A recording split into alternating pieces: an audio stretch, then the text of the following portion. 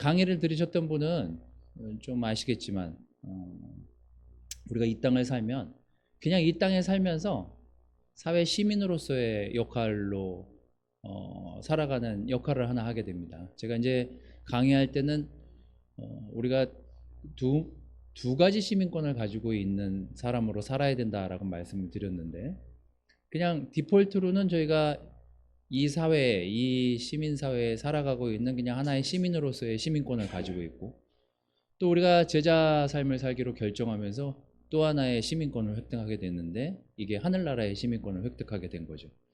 우리는 이 두 가지 시민권을 동시에 가지고 이 땅을 살아가고 있습니다. 그렇기 때문에 우리가 이 땅을 어떻게 바라보고, 이 땅에 있는 사람들과 어떻게 어울리고, 이 땅에 있는 사람들과 또 우리가 다른 시민권을 가지고 있는 사람으로서 이 땅에 대한 어떤 시각을 가지면서 살아야 될지에 대한 이야기들을 좀 주로 하고 있습니다. 벌써 4번이 끝났고 5강을 이제 들어가게 됐는데, 그런 차원에서 오늘 여러분들하고 이 2달 동안 제자 삶에 대한 이야기들을 좀 많이 좀 나눠보고 싶습니다. 그래서 제목은 성숙한 제자 삶에 대하여 라고 제목은 정했습니다만, 여러 사람들을 좀 같이 들여다보고 우리가 어떻게 성숙한 제자 삶을 함께 만들어 나갈 것인지에 대한 이야기들을 좀 해보도록 하겠습니다. 레위기 19장에서 32절 34절 말씀을 보게 될 텐데요. 제가 요 며칠 사이 저희 아내보다 챗GPT랑 얘기를 많이 한 것 같아요. 물어볼 게 많더라고요, 요즘. 그래서 제가 챗GPT한테 이런 거 저런 거 물어보다가 성경 말씀에 이렇게 좀 비슷한, 좀 리더십이 있는 비슷한 사람을 좀 찾아봐줘라고 물어봤을 때 GPT가 언급한 사람이 3사람입니다. 누굴까요? 모세, 그 다음에 예수님, 바울. 이렇게 어떻게 알았지? 누가 해봤나? 그렇게 하더라고요. 그래서 이제 뭐가 공통점인지에 대한 얘기를 좀 들여다보고 뭐 이렇게 얘기를 했습니다. 오늘 이제 그런 말씀들을 좀 같이 나눠보도록 하겠습니다. 먼저 말씀을 좀 읽어보도록 할게요. 읽기 싫으시면 안 읽으셔도 됩니다. 같이 한번 읽어보도록 하겠습니다. 자, 시작. 백발이 성성한 어른이 들어오면 일어서고 나이 든 어른을 보면 그를 공경하여라. 너희의 하나님을 두려워하여라. 나는 주다. 외국 사람이 나그네가 되어 너희의 땅에서 너희와 함께 살 때 너희는 그를 억압해서는 안 된다. 너희와 함께 사는 그 외국인 나그네를 너희의 본토인처럼 여기고 그를 너희의 몸과 같이 사랑하여라. 너희도 이집트 땅에 살 때에는 외국인 나그네 신세였다. 내가 주 너희의 하나님이다. 참 어떻게 보면 구약의 황금룰처럼 신약에도 이 말씀이 있지만, 예수님이 신약에서 누구나 남에게 대접받고 싶거든 남을 대접하라 라는 말씀과 굉장히 일맥상통하는 구절입니다. 이 구약에서의 골든 룰이라고 하는 구절인데요, 여기는 이스라엘 백성들이 다른 사람에 대해서 어떻게 생각해야 되는지, 다른 사람들을 우리가 어떤 시각으로 바라봐야 되는지에 대한 언급을 좀 하고 있습니다. 좀 꼰대 같지만 여러분들은 어르신들을 공경하십니까? 네, 공경해야 됩니다. 왜 그러냐면 우리가 어른이 되고 우리도 백발이 되는 시간이 오기 때문입니다. 며칠 전에 저희가 이제 여기 주차장에 근무하시고 그 관리하시는 분들이 대부분 다 어르신들이에요. 다 대부분 75세가 넘으신 분들이 이제 아파트나 이런 데에서 경비를 못 하시고 그런 데서 채용을 못 하니까 밀려나셔서 이제 이런 상가 쪽에 근무를 하시는. 근데 이제 며칠 전에 제가 여길 걸어가다가 하여튼 제가 아는 그 경비의 아저씨께서 좀 그 주차 문제로 좀 젊은 분하고 이게 막 그 젊은 분이 막 뭐라 하는데, 제가 그냥 거길 그냥 지나치다가 그냥 지나치면 되는데 거길 이제 끼어들었죠. 어른한테 이렇게 하면 안 된다 라고 했다가 제가 이제 꼰대 소리 듣는 거예요. 당신이 뭔데 뭐 끼어들어가지고 뭐 이래가지고 제가 같이 셋이서 막 얘기하다가 봉변을 당한 채로 이제 제가 좀 지나갔습니다. 하여튼 어르신한테 그러지 마십시오. 제 포인트는 그겁니다. 이제 그 정도 얘기하고 이제 정리는 하고 지나갔습니다만. 구약에도 얘기하기를 백반이 성성한 어른들이 들어오면 일어서래요. 그러니까 여기 장년부들이 들어오면 앉아있다가 벌떡벌떡 일어나서 교제하고 인사하시고 그런 습관을 여러분들은 좀 가셔야 됩니다. 여러분들이 나중에 그 자리에 가기 때문이죠. 그러면서 덧붙이기를 너희의 하나님을 두려워해라. 항상 하나님을 의식하면서 하나님을 인식하면서 이 땅을 살아내라 라는 말씀으로 이 레위기 19장은 이야기하고 있습니다. 자, 오늘 여러분들하고 얘기 나눌 내용 중에 다른 사람들과의 삶에서, 우리가 믿지 않는 다른 사람들과의 삶에서 이 땅에서 섞어 살면서 또 제자로서의 정체성을 가지고 우리가 살아가고 있는데, 우리가 이 안에서의 관계는 또 어떤지, 우린 또 어떤 시각으로 하나님과 나의 관계를 들여다보고 있는지를 생각해 보시면 좋을 것 같습니다. 누구를 고쳐보려고 노력해 보신 적 있어요? 네. 근데 잘 되답니까? 네. 그때 이제 우리는 좌절하게 되죠. 이제 제가 캠퍼스 친구들한테 지난주에 레슨하면서 지금 여러분들이 하고 있는 그 관계에서 요즘 더 젊은 세대들은 굉장히 혼자 있는 걸 좋아한대요. 그래서 제가 이제 혼자 있지 못하게 하는 레슨들을 좀 했거든요. 혼자 있으면 건강에 해롭다. 이제 이런 얘기들을 하면서 청년들에게 좀 어떤 메시지를 좀 전달해 줬는데, 이 제자 삶이 되게 가치롭다고 느껴지는 순간이 언제냐면, 어떤 것들을 배우고 경험하고 이게 하나님 말씀이 우리 삶을 얼마나 변화시켰는지를 느끼게 될 때, 그때 우리가 느껴지는 이래서 우리에게 하나님이 필요하고 이래서 우리에게 말씀이 필요하구나 라는 것들을 느끼게 될 때, 그때 참 안정감이 들거든요. 말씀이 주는 사람들에게 있어서의 어떤 변화들은, 이거는 세상이 주는 변화와는 굉장히 차이가 있습니다. 그리고 굉장히 파워풀합니다. 그래서 여러분과 저 같은 사람을 바꿔냈잖아요. 그래서 이 말씀이 되게 중요하고, 우리가 왜 말씀을 따라서 지켜내려고 노력해야 되는지를 한번 생각해 보게 되죠. 한번 제가 조금 전에 여러분들한테 얘기했듯이 누구를 바꿔보려고 시도를 했는데 이게 잘 안 돼요. 그게 몇 번의 경험을 거쳐서 우리를 성숙하게 만들어 가는데요. 몇 번의 경험뿐만 아니라 계속 경험을 하게 만들어요. 결혼을 했어요. 아내를 바꾸려고 노력을 하지만 잘 안 됩니다. 남편을 바꾸려고 하지만 잘 안 돼요. 이게 직장에서나 사회에서나 손절을 하면 되는 경우들이 있어요. 안 보면 되거든요. 근데 직장 다니시는 분들, 또 어떤 그룹에서 일을 하시는 분들 한번 생각해 보십시오. 다른 부서에 있는 사람들을 바꿀 필요는 없습니다. 어떤 때는 제가 포기하고 안 바꾸고 됐어, 여기까지만 하면 돼 라고 내려놓으면 되지만, 이게 불가피하게 바꿔야 될 사람들이 있어요. 그래서 우리가 시도를 하게 되죠. 그게 누구냐면 가까이 있는 사람. 그게 직장 동료든지, 뭐 직장 동료도 안 바뀌면 그냥 회사가 이런가 보다, 재수도 없지, 뭐 이러고 넘어가면 되지만, 이게 이제 환경이 집으로 돌아왔을 때는 이게 내용이 달라집니다. 이거는 안 바꿀 수도 없고, 또 바꾸자니 힘이 들고 굉장히 어렵습니다. 하지만 바꿔내야만 하는 경우들이 있죠. 그렇다고 포기할 수는 없잖아요. 여러분, 아내를 포기합니까? 남편을 포기하게 되나요? 자녀를 포기합니까? 불가피하게 우리는 바꿔야 되는 환경에 놓인 상태를 경험할 수밖에 없습니다. 자, 이런 것들을 우리가 어떻게 바꿔낼까를 한번 여러분들 고민해 보시기를 바라겠습니다.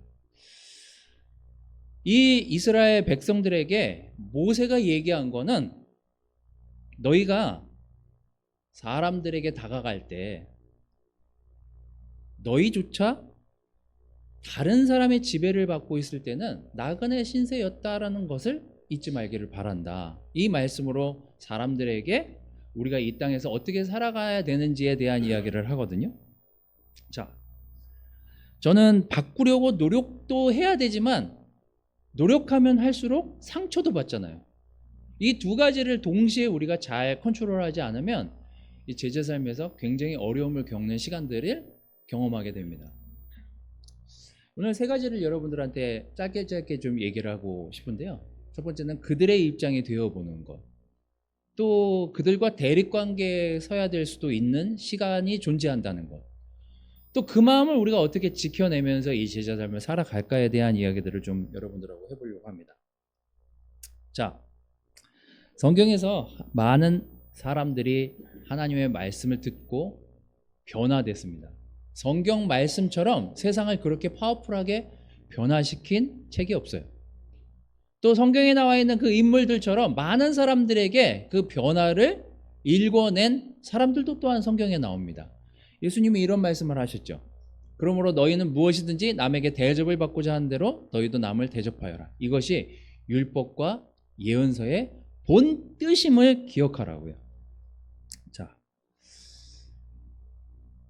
우리가 이 땅을 살아가면서 좀 어려움을 겪을 때가 다른 사람과의 관계에서 불편함이 생겨났을 경우입니다. 하지만 그 불편함이 우리를 영적으로 성숙하게 만들어내는 과정이라는 것을 알고 있지만 하여튼 쉽지 않아요. 자, 실제로 이 당시에 예수님은 유대인의 왕으로 군림하고 있을 때였습니다. 또 하지만 이 당시에 동시에 이 나라를 지배하고 있는 왕이 또 있었죠. 누구였죠? 헤롯, 또 로마 황제. 이 땅에 지배를 하는 로마 황제가 자리 잡고 있었습니다. 두 사람 다 왕이라는 칭호를 받고 있었지만 접근 방법은 굉장히 달랐습니다. 우리가 흔히 돈, 권력, 권위, 이것이 있을 때 세상을 바꿀 수 있을 거라고 생각해요. 이게 세상에서 보는 사람을 바꾸고 세상을 바꾸는 힘이라고 생각하는 사람들이 살아가고 있죠. 자, 그런 사람들이 바꿀 수 있는 게 뭔지. 하지만 예수님은 그들과는 다르게 돈과 권력과 그런 아무 힘이 없이 사람들을 바꿔내셨습니다. 이 두 왕의 차이를 보면 세상 사람들이 바꾸려고 하는 그 어떤 힘으로 또 어떤 권력으로 돈으로 바꿀 수 있는 것은 한계가 있다는 것을 많은 사람들이 축적하면서 시간이 지나오면서 알게 됐어요. 그래서 이걸 규명해낸 사람이 공산주의가 제도적으로 멸망한 것에 대해서 무엇이라고 얘기했냐면 그들은 밖에서 안을 바꾸려는 제도적인 변화를 이루려고 했다. 하지만 그들은 완전히 사람들을 바꿀 수는 없었다. 이렇게 정의를 내립니다.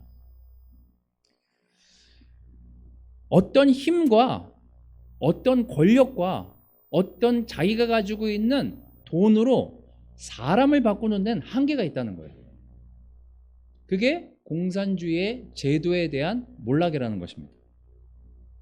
근데 예수님은 사람을 안에서부터 변화를 시켰다는 거예요. 그것에서 차이가 있다는 것입니다. 그래서 우리가 힘으로 어떤 능력으로 사람을 바꾸는 것은 일순간 잠시 그 사람을 바꿀 뿐이지 그 사람 전체의 삶을 변화시킬 수는 없다는 게 보통의 학자들의 이야기입니다.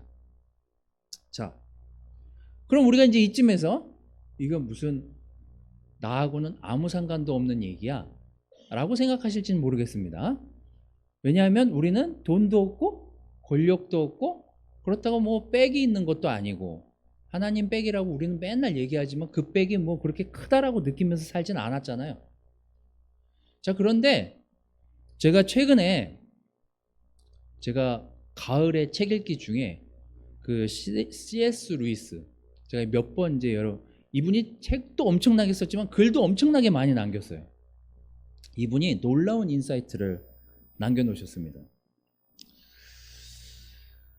꼭 권력만이, 힘만이, 능력만이, 돈만이 사람에게 권력을 야기하는 것이 아니다. 그러면서 이분이 뭘 얘기했냐면요, 굉장히 오래전 인물이시거든요. 우리가 할 수 있는 최고의 권력 행사가 있대요. 그게 뭔지 아세요? 삐지는 거래요. 삐지는 거. 이분이 이거에 대해서 이렇게 얘기했습니다. 그러한 전략은 성공할 때가 많다. 상대편의 주장은 누를 수 있고, 상대편은 그 삐진 사람의 이야기를 눈치를 보다가 자기 생각을 접는다. 우리의 속 사정을 몰라서가 아니라 그간의 경험을 통해서 너무 알고 있기 때문이다. 그래서 가정에서의 제일 실세가 누군지 아세요? 삐진 사람이에요. 모든 사람이 그 사람의 잘 삐지는구나. 모든 사람이 그 사람의 눈치를 보게 만든다는 거예요.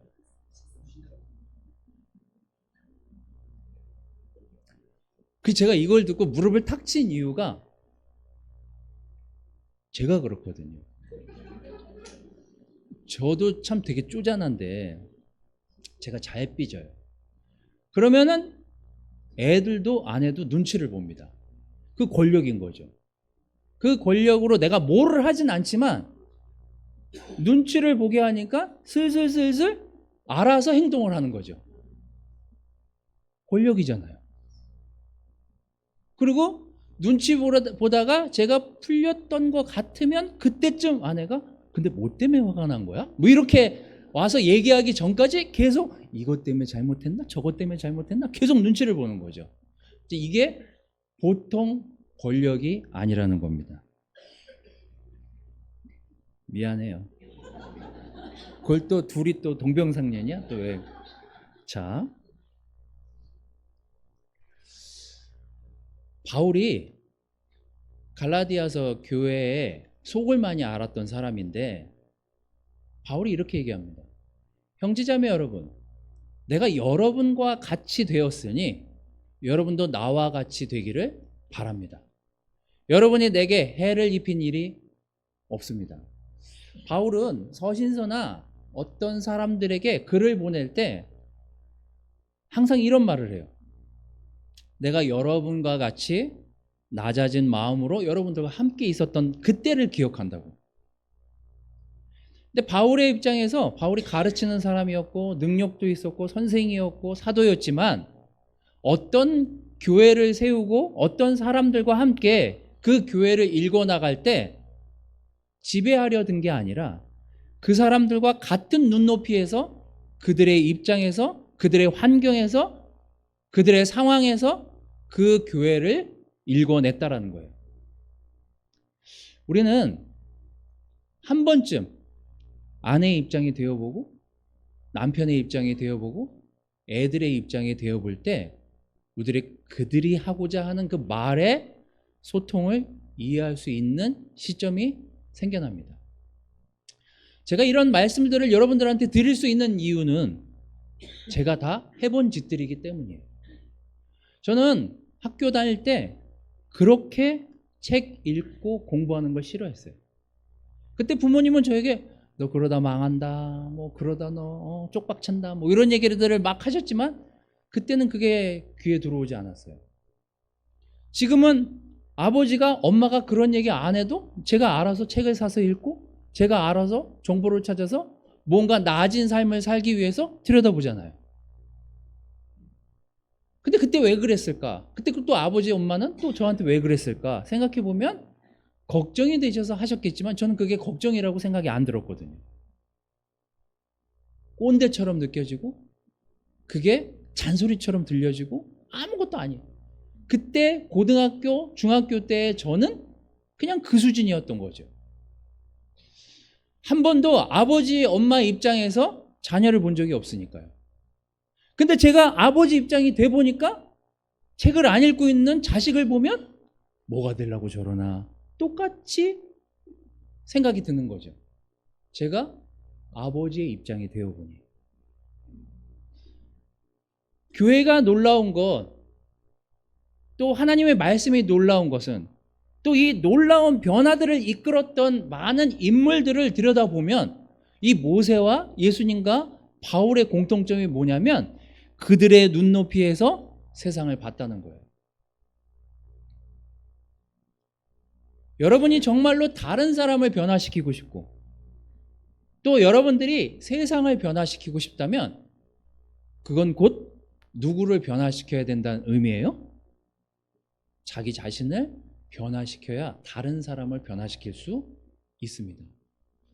그래서 그들의 입장이 되어보는 삶을 살아낸다면 우리는 좀 더 성숙하고 좀 더 성숙한 상태에서 다른 사람들과 놀라운 관계들을 만들어 나갈 수 있을 거예요. 자, 데살로니가전서 3장 7절 8절에 이런 말씀이 있습니다. 여러분, 우리는 여러분의 소식을 듣고 여러분의 믿음을 알게 되어 이 모든 고난과 역경을 겪으면서도 위로를 받았습니다. 여러분이 주님께 대한 믿음을 굳게 지키고 있으니 우리는 정말 사는 보람이 있습니다. 바울은 지금 누구의 입장에 대해서 얘기하고 있는 거예요? 내가 그 교회에 2, 3주밖에 있지는 않았지만 내가 여러분이 거기서 믿음을 지키고 그 믿음의 싸움을 싸우고 있다라는 이야기들을 디모데한테 전달해 들으니 나도 지금 여러분들과 같이 그 믿음의 싸움을 싸우고 있는 것 같이 똑같이 느낍니다. 여러분, 우리의 제자 삶에 좀 더 성숙하고 좀 더 나아지는 삶을 살길 원한다면, 그렇다면 그 사람의 입장에 한번 되어보십시오. 그때 그 사람은 얼마나 고통스러웠을까? 그때 그 사람은 얼마나 슬펐을까? 그래서 여러분, 옛날 교부들은요, 우는 사람과 함께 슬퍼하고 기뻐하는 사람과 함께 기뻐하라 말씀하시죠? 그걸 갖고도 논쟁을 벌인 적이 있습니다. 뭐 큰 논쟁은 아니었지만. 우는 사람과 함께 우는 게 더 힘들까요? 웃는 사람과 함께 기쁨을 함께 하는 게 더 기쁠까요? 둘 다 해보셨어요? 어느 게 더 힘들 것 같아요? 우는 게 더 힘들 것 같죠? 기쁨을 함께 나누는 것도 굉장히 고통스러울 때가 있습니다. 만약에 제가 김민석 형제랑 같이 얘기하는데 김민석 형제가 막 얘기하면서 내가 진짜 너무 격려받는 일이 있습니다. 형님, 그러면서 제가 진짜 땅을 샀는데 그 땅이 10배가 됐어요. 뭐 그런 그 기쁨을 막 저한테 막 얘기하면 제가 자랑하는 거야? 뭐 이런 생각이 들면서 그 기쁨에 어떻게 공감하겠냐고요. 뭐 이런 거죠. 뭐 우는 건 여러분도 아시다시피 우는 건 그냥 눈물을 흘리는 정도가 아니라 그 사람의 슬픔의 그 지점이 어딘지를 함께 공감해야만 그 슬픔을 같이 할 수 있거든요. 그래서 우는 자와 함께 우는 것도 힘들고 기뻐하는 사람들과 함께 기뻐하는 것도 그 쉬운 일이 아니에요. 그런 옛날부터 이거 갖고 논쟁을 벌였겠죠? 뭐예요? 그들의 입장이 된다는 건 결국 우리가 우리 스스로를 성장시키는 과정인 것입니다. 그래서 여러분, 그들의 입장이 되어서 제자 삶을 살아보십시오. 그들이 얼마나 그 환경에서 힘들까? 고통받고 있을까? 어려울까? 마음은 어떨까? 이런 생각을 해보는 것이 결국은 우리 모두를 성숙하게 하는 과정임을 잊지 마시기를 바라겠습니다. 자, 두 번째는 그런 사람들과의 관계에서 상대방의 입장이 되어져야 기도하지만 결국은 그들과 대립할 수도 있어야 된다는 게 성경의 가르침입니다. 레위기 19장 35절. 재판할 때 아까 나온 그 구약의 골든 룰 그 다음에 나오는 내용입니다. 재판할 때나 길이나 무게의 양을 잴 때 잘못을 저지르지 않도록 하여라. 나는 주 여호와이다. 그러면서 계속 나는 주 여호와이다를 얘기하면서 형평성에 대한 이야기들을 합니다. 자, 그렇다고 완전히 상대방의 입장에서 그 사람의 이야기를 다 들어주고 다 그 사람이 맞다라고 해주는 것이 영적인가에 대해서 성경에 나오는 이 인물들은 다르게 이야기합니다. 뭐예요? 사랑하기 때문에 그들에게 진실을 말할 수 있는 지점에까지 갈 수 있어야 그것이 바로 올바른 제자 삶의 관계라고 성경은 가르치고 있습니다. 갈라디아서 4장 8절에서 9절. 재미있게도 갈라디아서나 고린도 전 후서를 여러분들이 살펴보시면 바울이 고린도 교회나 갈라디아 교회에 이렇게 주로 비슷한 내용들이지만 한번 갈라디아서 4장 8절 9절만 좀 보도록 하겠습니다. 전에는 여러분이 하나님을 알지 못해서 본디 하나님이 아닌 것들에게 종노릇을 하였지만 지금은 여러분이 하나님을 알 뿐만 아니라 하나님께서 여러분을 알아주셨습니다. 그런데 어찌하여 그 무력하고 천하고 유치한 교훈으로 되돌아가서 또다시 그것들에게 종노릇하려고 합니까? 자, 이 말씀은 상대를 존중하는 태도입니까? 상대를 훈련하기 위해서 이야기하는 것으로 보입니까? 후자로 보이죠? 여러분들이 고린도 전서를 읽어보시면 고린도 전서 앞장은 내가 여러분들한테 가려고 했었던 그 시점에 바울이 이렇게 얘기해요. 나는 여러분들과 함께 있을 때 두렵기도 하고 떨리기도 했었다고. 그 말은 뭐예요? 내가 여러분들하고 함께 있을 때 나도 여러분들처럼 그 하나님을 믿는 그 믿음의 과정을 두렵고 떨리는 마음으로 함께 여러분들과 했었다고. 그런데 그 뒷장에 바로 넘어가면 뭐라고 나오는지 아십니까? 어떻게 한 교회, 한 형제, 한 자매로 살면서 그런 시시비비를 가리지도 못하고 정리도 못하고 논쟁만 하기에 급급합니까? 이러면서 나무라는 부분이 나와요. 바울과 예수님과 모세의 공통점은 그들의 입장에서 그들을 사랑하기도 했지만 그들의 대척점에서 그들에게 옳은 이야기들을 전달해 주려고 애썼다는 부분에서의 공통점이 있습니다. 우리가 제자 삶을 성숙하게 살아낸다라고 하는 것은 바로 그런 의미에서 우리가 상대방을 공감해주고 사랑해주고 함께하려는 마음도 지녀야 하지만 균형감 있게 그 사람이 옳게 하나님을 바라보고 찾아갈 수 있도록 때로는 그 사람과 반대의 시각과 이야기들을 말씀으로 정리해서 이야기할 수도 있어야 되는 것이 우리의 환경이어야 된다는 것입니다. 여러분, 결혼해서 사시는 분들이 제가 결혼부들이랑 커플들이랑 시간을 보낼 때 항상 여러분들이 하는 얘기, 뭐가 좋아서 이분과 결혼했습니까? 라고 물어보면 대부분 뭐라고 얘기해요? 나와 너무 달랐다. 그것 때문에 박 터지게 우리는 싸우잖아요. 박 터지게 싸우지만 사실 결혼 전에는 내가 갖지 못한 어떤 근성, 내가 갖지 못한 어떤 성품, 그런 거에 끌려서 결혼하게 됐거든요. 우리는 기본적으로 우리가 갖지 못한 성품을 하나님이 다른 사람에게 준 그 성품을 통해서 배우게 하신 게 되어 있어요. 우리의 성품이 그렇습니다.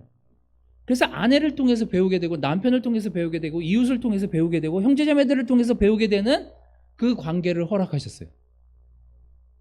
근데 너무 쉽지 않아요. 제가 해보니까 정말 너무 달라요. 진짜로.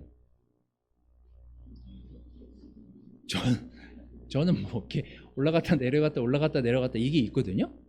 근데 그게 없는 분이 있어요. 저희 집에.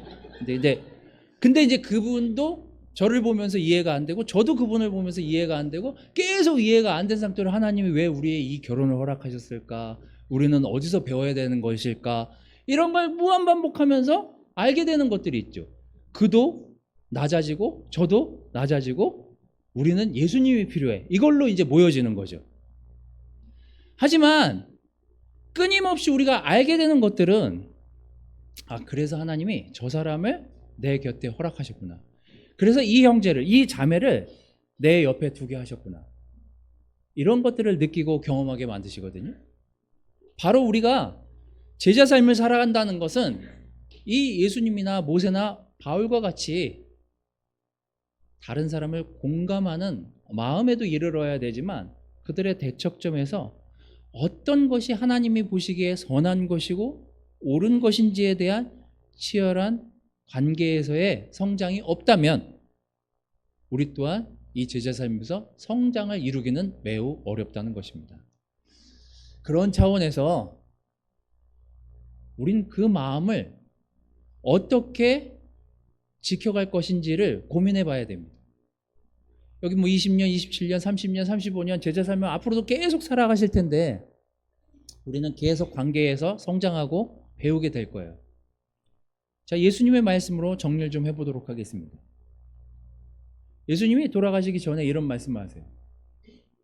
나의 하나님, 나의 하나님, 어찌하여 나를 버리셨습니까? 거기에 서 있는 사람들 가운데 몇이 이 말을 듣고서 말하였다. 이 사람이 엘리야를 부르고 있다. 하나님을 찾고 있다. 여러분 혹시 어떤 환경에서 이런 기도를 해보신 적이 있어요? 하나님, 어찌하여 나를 이런 상황에 놓이게 하셨습니까? 하나님, 어찌해서 제가 이 상황을 맞닥뜨려야만 합니까? 하나님, 제가 뭘 잘못했길래, 내가 무슨 큰 죄를 졌길래 제가 이 상황에 직면해야만 하는 겁니까? 라고 여러분들은 기도해 보신 적이 있습니까? 예수님은 우리와 똑같은 인간적인 입장에서의 지금 기도를 하고 계세요. 어떤 기도예요? 그분은 하나님의 아들이신 것을 본인도 알고 있었어요. 그들은 그 예수님이 신적인 존재의 능력을 가지고 있다는 것도 본인도 알고 다른 사람들도 알고 있었어요. 하지만 이 상황에 예수님의 표현을 보면 예수님은 철저하게 인간적이십니다. 뭐예요? 버림받는 것 같고, 이제 내침을 받는 것 같고, 이제 더 이상 희망이 없는 것처럼 보이는 것까지 경험하시잖아요. 결국 우리가 이 땅을 살아가면서 시민으로서의 시민권과 제자 삶으로의 천국의 시민권으로 가지고 있는 이 두 가지 직분을 가지고 살아가면서 제자 삶으로서의 좀 더 성숙하고 성장한 삶을 살아가기를 꿈꾸고 희망하고 원하신다면 결국 오늘 우리는 예수님의 태도를 끊임없이 배우고 훈련하고 우리 삶에 적용해 보는 길 외에는 성장할 방법이 그닥 많지 않습니다. 여러분 한번 생각을 돌이켜서 여러분 스스로 나는 요즘 어떤 제자 삶을 살고 있는지 한번 되돌아보시기를 바라겠습니다. 제가 지난주에 캠퍼스 형제자매들에게 시편 56편 11절 13절을 읽어드렸습니다. 내가 하나님을 의지하여 더 이상 두려움이 없습니다. 사람이 나에게 어찌하겠습니까? 내게 생명의 빛을 받으면서 하나님 앞에서 거닐도록 나를 지켜주셨기 때문입니다. 간혹 제가 두렵고 떨리고 불편함을 느끼고 이게 이렇게 사는 게 맞나? 이게 내가 영적으로 사는 것인가? 여러 혼란을 겪을 때 시편을 읽으면 마음이 좀 정리가 돼요. 그리고 다시 정신을 차리고 하나님을 보게 됩니다. 예수님이 우리에게 주신 좋은 자산은 우리가 말씀을 통해서 우리 스스로를 돌아볼 수 있는 좋은 선물을 우리에게 주셨다는 거예요. 그렇다면 여러분, 성경을 펴서 어디든 읽어서 여러분이 하나님을 우러러보고 여러분 자신을 돌이켜보시는 시간들을 이 가을에 가져보시기를 바라겠습니다. 우리가 교회 안에서 또 주변에 있는 사람들과의 관계를 생각하면서 한번 이런 생각을 해보십시오. 내가 그들의 입장이 되어봤었나? 지금 얼마나 고통스럽고 얼마나 힘들까? 얼마나 슬플까? 얼마나 외로울까? 얼마나 고통스러웠을까? 또 얼마나 기쁠까? 그들의 입장에서 한 번쯤 그들이 겪고 있을 그 제자 삶에 대해서 한 번쯤 돌이켜보고 그를 생각해 보시기를 바라겠습니다. 또한 그를 응원하고 지지하고 사랑해 주는 것도 좋지만 그에게 다시 하나님의 자리로 제자의 삶의 자리로 돌아올 수 있게끔 얘기해 주는 역할 또한 우리에게 주어졌어요. 그 역할이 여러분들이 되시기를 바라겠습니다. 결국 우리는 예수님을 통해서만 변화될 수 있고 예수님을 통해서만 변화된 삶을 읽어낼 수 있다는 것을 많이 경험해 본 삶을 살고 지금 여기 앉아 계신 걸로 믿습니다. 여러분 그렇다면 예수님이 우리에게 어떤 삶을 살기를 원하시는지 끊임없이 말씀을 통해서 여러분들 스스로를 조명해 보시기를 바라겠습니다. 이 11월, 12월 우리가 내년을 또 준비하고 정리해 가면서 우리가 우리의 삶에 지나온 24년들을 되돌아보고 정리하고 생각하면서 앞으로의 25년을 준비하는 지혜로운 형제자매 여러분들이 되시기를 바라면서 말씀을 마치도록 하겠습니다.